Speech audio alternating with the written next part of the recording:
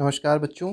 इस video lecture में हम लोग डिस्कस करेंगे चैप्टर 1 जो क्लास 10th का है, केमिकल रिएक्शंस एंड इक्वेशंस। तो अब जो हम लोग अपनी नई सीरीज़ लेके आ रहे हैं वो क्लास 9 से जो बच्चे क्लास 10th में आए हैं या जो क्लास 10th में अभी भी हैं और बच्चों का बोर्ड का एग्ज़ाम बचा हुआ है, उनके लिए ये वीडियोस बहुत ज़्यादा इंपॉर्टेंट होने वाले हैं। और जो भी दिन बचे हैं उसमें हम लोग सारी चैप्टर के सारे जो भी टॉपिक्स हैं उनको हम लोग कवर कर लेंगे।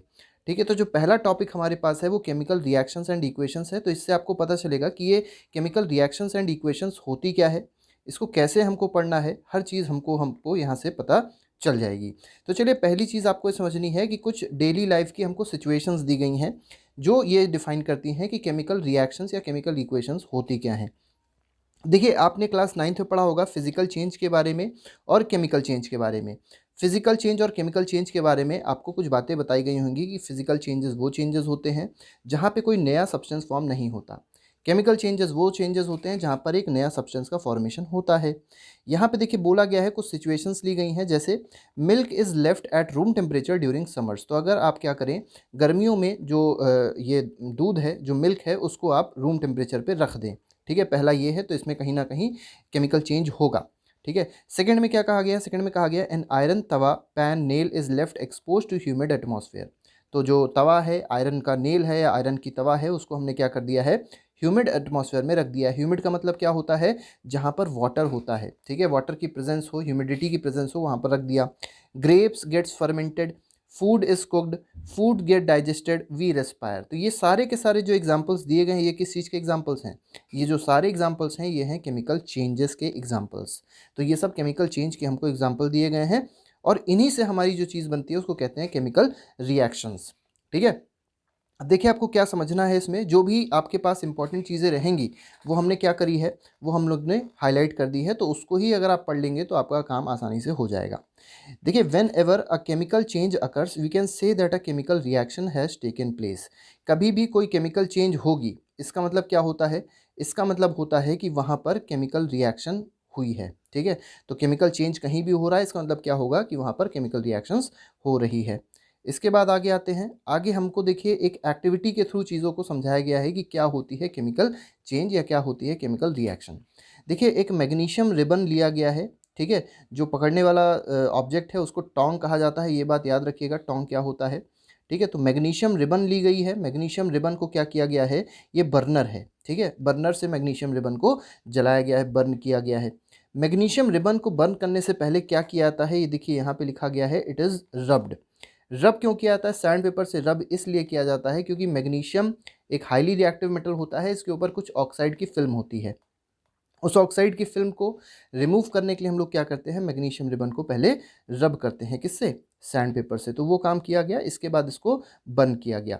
तो जैसे ही इसको बर्न किया गया तो क्या होता है, जो एशेस थे, जो यहाँ पे देखिए, जो एशेस यहाँ से गिरेंगे उसको क्या कर लिया गया है?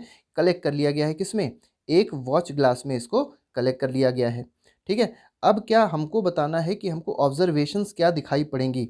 Burn the magnesium ribbon keeping it as far as possible. तो जो मैग्नीशियम रिबन है इसको आपको बर्न करना है। ठीक है, और बर्न करने के बाद आपको ऑब्जर्वेशंस कुछ चेक करने हैं। क्या ऑब्जर्वेशंस दिखते हैं वो हम आपको यहाँ पर बता देते हैं। यू मस्ट हैव ऑब्जर्व्ड, क्या ऑब्जर्व किया? Magnesium ribbons Burns with a dazzling white flame. जो मैग्नीशियम रिबन होती है वो कैसे बर्न होती है? डैजलिंग वाइट फ्लेम से बर्न होती है। और किस में चेंज हो जाती है? एक वाइट पाउडर में चेंज हो जाती है। अभी जो वाइट पाउडर है ये है क्या? ये वाइट पाउडर है मैग्नीशियम ऑक्साइड। इस बात को आपको याद रखना है कि वाइट पाउडर क्या है। तो वाइट पाउडर है मैग्नीशियम ऑक्साइड। मैग्नीशियम ऑक्साइड का फॉर्मूला क्या होता है? मैग्नीशियम ऑक्साइड का फॉर्मूला हो जाएगा MgO। ठीक है, इसके बाद आते हैं एक्टिविटी 2 में। एक्टिविटी 2 देख लेते हैं क्या है। तो एक्टिविटी 2 में भी देखिए सिंपल सी बात बताई गई है कि यहाँ पे हमारे पास है take a few zinc granules. अब देखिए जिंक के छोटे छोटे हम लोग ने ग्रैन्यूल्स ले लिए, यहाँ पे देखिए लिखा हुआ है जिंक के छोटे छोटे ग्रैन्यूल्स लिए और उसको टेस्ट ट्यूब में पुट कर दिया।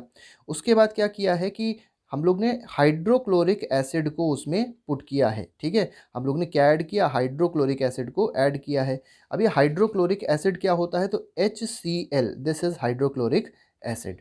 तो क्या होगा? जो जिंक होगा, ठीक है, जिंक क्या होता है? ये HCl से रिएक्ट कर जाएगा। जब जिंक HCl से रिएक्ट करता है तो एक गैस निकलती है। ठीक है, अब आपको बताना है ये गैस कौन सी होगी। यही हमारे पास एक्टिविटी नंबर 3 है। ठीक है, और जो हम आपको बता देते हैं जो गैस होती है हाइड्रोजन गैस होती है। ठीक, इससे पहले एक्टिविटी 1.2 थी, उसको भी एक बार देख लेते हैं। Take lead nitrate solution in a test tube, add potassium iodide solution to this. हम लोगों ने क्या किया है, लेड नाइट्रेट लिया। लेड नाइट्रेट का ही फॉर्मूला बता देते हैं हम आपको, PbNO3 का होल ट्वाइस। ठीक है, याद रखिएगा फॉर्मूला लेड नाइट्रेट का क्या होता है, PbNO3 का whole twice. This is the formula of lead nitrate. इसको ऐड किया गया है, इसमें क्या ऐड किया गया है, पोटेशियम आयोडाइड ऐड किया गया है। पोटेशियम आयोडाइड मतलब Ki। ठीक है, याद रखिएगा पोटेशियम आयोडाइड का फॉर्मूला है Ki। जब इन दोनों को ऐड किया गया तो हमने कुछ रिएक्शन देखी, दोनों में रिएक्शन होगा, PbI2 फॉर्म होगा, KNO3 का फॉर्मेशन होगा। मतलब ये जो लेड है ये इसके साथ जुड़ जाएगा, आयोडीन के साथ, आयोडाइड के साथ, और जो पोटेशियम है किसके साथ जुड़ जाएगा, नाइट्रेट के साथ जुड़ जाएगा। ठीक है, तो इस तरीके से रिएक्शन हो जाएगी। अब यहाँ पे क्या होता है कि हमको कुछ ऑब्जर्वेशंस दिखाई पड़ते हैं। कैसे ऑब्जर्वेशंस दिखाई पड़ेंगे, तो देखिए कभी भी कोई केमिकल चेंज होता है, कभी भी कोई केमिकल रिएक्शंस होती है, तो कैसे कैसे ऑब्जर्वेशन होते हैं ये हमको जानना बहुत ज़्यादा ज़रूरी है। तो पहला जो ऑब्जर्वेशन है वो है चेंज इन स्टेट। स्टेट मतलब अगर कोई सॉलिड चीज़ थी, हो सकता है लिक्विड में कन्वर्ट हो जाए, लिक्विड चीज़ है तो वो गैस में कन्वर्ट हो जाए, means there is a change in state. दूसरा है चेंज इन कलर। याद रखिएगा जब भी केमिकल रिएक्शन होगी तो कलर में भी चेंज हो सकता है। इसके बाद इवोल्यूशन ऑफ गैस, मतलब गैस भी इवॉल्व हो सकती है, बिल्कुल सिंपल सी बात है, जैसे अभी हमने देखा था हाइड्रोजन गैस इवॉल्व हो रही थी उस केस में, तो बिल्कुल इवॉल्व होगी। थर्ड कहा गया है चेंज इन टेम्परेचर। तो किसी भी केमिकल रिएक्शन होने के बाद हो सकता है कि जो आपका बीकर हो, जो टेस्ट ट्यूब हो, वो कोल्ड हो जाए, वो कूल हो जाए, या हो सकता है वो हॉट हो जाए। दोनों ही केसेस पॉसिबल होते हैं। ठीक है, तो यही चीज़ यहाँ पर बताई गई है कि कोई भी केमिकल इक्वेशन या कोई भी केमिकल रिएक्शन को ऑब्जर्व कैसे किया जाएगा, कैसे पता चलेगा कि वो केमिकल रिएक्शन हो रही है। अब बात कर लेते हैं हम लोग केमिकल इक्वेशन की, कि केमिकल इक्वेशन क्या होती है। केमिकल इक्वेशन के बारे में भी हमको जानना बहुत ज़्यादा ज़रूरी है। केमिकल इक्वेशन क्या है, तो यहाँ पे देखिए बात करी गई है formation of hydrogen gas by the action of H2SO4 to Zn। देखिए सल्फ्यूरिक एसिड लिया गया है, सल्फ्यूरिक एसिड का फॉर्मूला होता है H2SO4, और इसकी रिएक्शन किससे करी गई है, इसमें जिंक ऐड किया गया है। ठीक है, मतलब जिंक में H2SO4 जब ऐड करेंगे तो क्या होता है, ZnSO4 बनता है। ठीक है, ZnSO4 मतलब जिंक सल्फेट बनेगा, और क्या बनेगा, और हाइड्रोजन गैस का फॉर्मेशन होगा। अब देखिए जो हाइड्रोजन गैस है इसी के बारे में यहाँ पर बोला गया है। ठीक है, अब ये जो हमने लिखा, ठीक है, ये हम लोग ने केमिकल रिएक्शन को आसान भाषा में लिखा, क्योंकि पूरा पूरा लिखना बहुत बड़ा काम होता है। उसको आसान भाषा में जब लिखा जाता है तो उसको कहते हैं केमिकल इक्वेशन। तो ये जो हमने लिखा है this is what, this is chemical equation. ठीक है, ये रिप्रेजेंटेशन होता है किसका, केमिकल रिएक्शन। केमिकल रिएक्शन का ये कह सकते हैं कि जो रिप्रेजेंटेशन है that is called chemical equation. देखिए यहाँ पे हमसे बोला गया world equation for the above reaction. हम लोग ने जो अभी एक ऊपर रिएक्शन देखी थी मैग्नीशियम ऑक्साइड वाली, जिसमें मैग्नीशियम रिबन था, उसको बर्न कर रहे थे तो पाउडर क्रिएट हो रहा था वाइट कलर का, तो मैग्नीशियम ऑक्साइड उसको बोला गया था। यही रिएक्शन है जो हम लोग वर्ल्ड इक्वेशन बोल रहे हैं। तो वर्ल्ड इक्वेशन का मतलब क्या है कि वर्ल्ड के फॉर्म में हमको इक्वेशन दी रहेगी। वर्ल्ड के फॉर्म में मतलब मैग्नीशियम दिया, उसमें ऑक्सीजन ऐड हुआ, क्या बना, मैग्नीशियम ऑक्साइड बना। ठीक है, अब देखिए कुछ बातें आपको समझनी है कि जो लेफ्ट पे लिखा होता है ये होता है रिएक्टेंट। रिएक्टेंट मतलब जो हम लोग इनिशियली ले रहे हैं और वो रिएक्ट करेगा, तो उसको क्या कहा जाएगा, दैट इज कॉल्ड रिएक्टेंट। इसके बाद क्या है, इसके बाद आगे आपको दिखाई पड़ रहा है दिस इज कॉल्ड प्रोडक्ट। यहाँ पे आप देख सकते हैं दिया हुआ है प्रोडक्ट।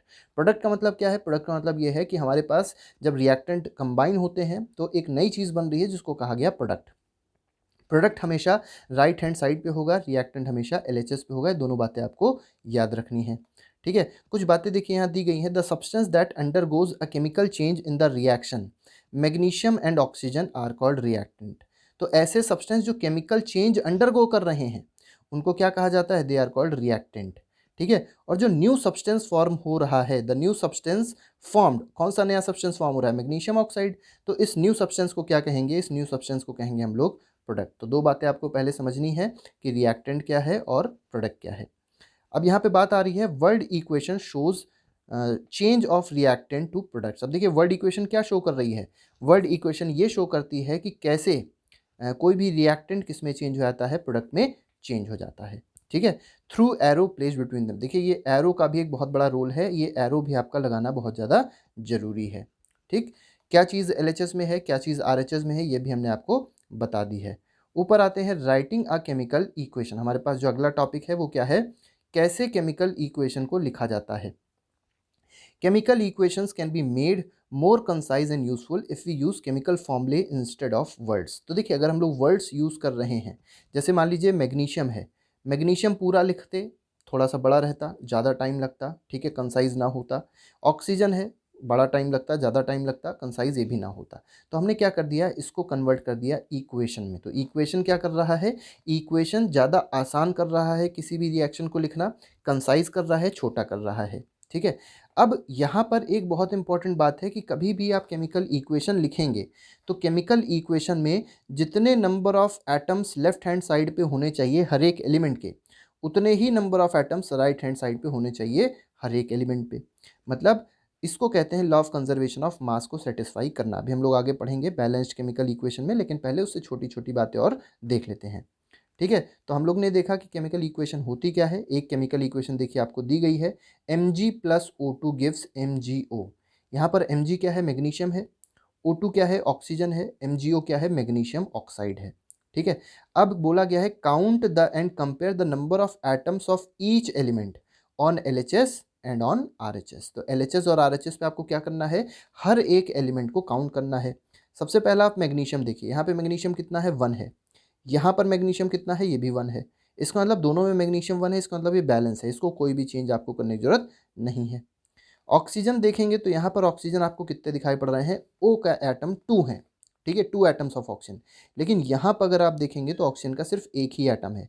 इसका मतलब ये रिएक्शन बैलेंस नहीं है, आपको बैलेंस करनी पड़ेगी। अभी हम लोग आगे देखेंगे कैसे बैलेंस करी जाती है। Equation is unbalanced because the mass is not same on both the sides of equation, ठीक है। अब देखिए, ऐसी इक्वेशन जिसमें हम लोग बैलेंसिंग नहीं करते उसको क्या कहते हैं, स्केलेटल केमिकल इक्वेशन कहते हैं, ठीक है। मतलब अगर कोई आपके पास इक्वेशन दी गई है वो बैलेंस्ड केमिकल इक्वेशन नहीं है तो उसको क्या कहा जाएगा, स्केलेटल केमिकल इक्वेशन कहा जाएगा। इसके बाद देखते हैं, हमको बात दी गई है बैलेंस्ड केमिकल इक्वेशन की, कि बैलेंस्ड केमिकल इक्वेशन क्या होती है। तो बैलेंस्ड केमिकल इक्वेशन में जो बात करी गई है वो बताया गया है law of conservation of mass के बारे में। कोई भी बैलेंस्ड केमिकल इक्वेशन है वो बैलेंस्ड क्यों है, वो बैलेंस्ड इसलिए है क्योंकि वहाँ पर law of conservation of mass satisfy कर रहा है। Law of conservation of mass क्या होता है, लॉ ऑफ कंजर्वेशन मास होता है LHS पे जो मास है रिएक्टेंट और प्रोडक्ट का वही RHS पे मास होना चाहिए, ठीक है। वही चीज़ यहाँ पर दी गई है, ठीक है। मास can neither be created nor be destroyed in a chemical reaction, this is called law of conservation of mass. मतलब जो मास ऑफ रिएक्टेंट होगा वही आपका पूरा पूरा मास ऑफ प्रोडक्ट होना चाहिए, ठीक। The number of atoms of each element remain the same before and after the reaction. जितने नंबर ऑफ एलिमेंट आपके हर एक एटम के LHS पे हैं, मतलब रिएक्टेंट साइड पे हैं, उतने ही नंबर ऑफ एटम्स आपके किधर होने चाहिए, RHS पे होने चाहिए, मतलब प्रोडक्ट साइड पे होने चाहिए। एक देखिए वर्ल्ड इक्वेशन दी गई है, Zn plus sulphuric acid gives ZnSO4 plus H2। देखिए बहुत इंपॉर्टेंट रिएक्शन है। रिएक्शन में क्या कहा गया है, जिंक है, ठीक है। हम लोग ने जिंक लिया है, जिंक मतलब Zn होता है, देखिए यहाँ लिख दिया गया। सल्फ्यूरिक एसिड, सल्फ्यूरिक एसिड का मतलब होता है कौन सा एसिड है, H2SO4। सल्फ्यूरिक एसिड का फॉर्मूला याद रखिएगा, H2SO4 क्या बना रहा है, जिंक सल्फेट बना रहा है, ZnSO4 जिंक सल्फेट है। और कौन सी गैस लिबरेट हो रही है, तो वो हाइड्रोजन गैस है जो लिबरेट हो रही है। तो इस तरीके से हमने क्या किया, वर्ल्ड इक्वेशन लिखी और उसको फिर केमिकल इक्वेशन में कन्वर्ट कर कर दिया, ठीक है। अब यहाँ पे अगर आपसे कहा जाए क्या ये इक्वेशन बैलेंस है, तो आपको चेक करना है हर एक एलिमेंट को, क्या नंबर ऑफ एलिमेंट जो LHS पे हैं क्या वही RHS पे हैं, तो चेक कर लेते हैं। यहाँ पर देखिए कितने एलिमेंट्स हैं जिंक के, एक। राइट हैंड साइड पे कितने एलिमेंट हैं जिंक के, 1, ठीक। यहाँ पर हाइड्रोजन के कितने एलिमेंट हैं, H के एलिमेंट्स हैं 2। इधर भी आप देख सकते हैं H के कितने एलिमेंट्स हैं, 2, ठीक। इसके बाद आप SO4 को देखिए, SO4 कितने हैं, 1 है सिर्फ। आपको सल्फेट को S अलग और O अलग नहीं देखना, ज़्यादा आसान ये रहता है कि SO4 क्योंकि सल्फेट होता है तो इसको पूरा पूरा हम लोग देख लें। तो SO4 का एक एलिमेंट है, या एक कह सकते हैं एक SO4 है, और इधर भी आप देखेंगे तो ओनली 1 SO4 यहाँ पर प्रेजेंट है। इसका मतलब ये रिएक्शन कैसी है, ये बैलेंस्ड केमिकल रिएक्शन होगी, ठीक है। वही चीज़ देखिए हम लोग को बताई गई है किसमें, हम लोग को एक टेबल के फॉर्म में बताई गई है। कौन कौन से एलिमेंट लिए हैं, इन लोग ने SO4 को S और O को अलग अलग एलिमेंट्स मान लिया और उसके हिसाब से किया है। तो वैसे भी आप इस चीज़ को समझ सकते हैं। अब आपको समझ में आ जाएगा कि जितने LHS पे हैं एलिमेंट्स, उतने ही आपको एलिमेंट्स किस पे मिलेंगे, RHS पे भी मिलेंगे। ठीक है, इसका मतलब ये रिएक्शन कैसी है, बैलेंस है।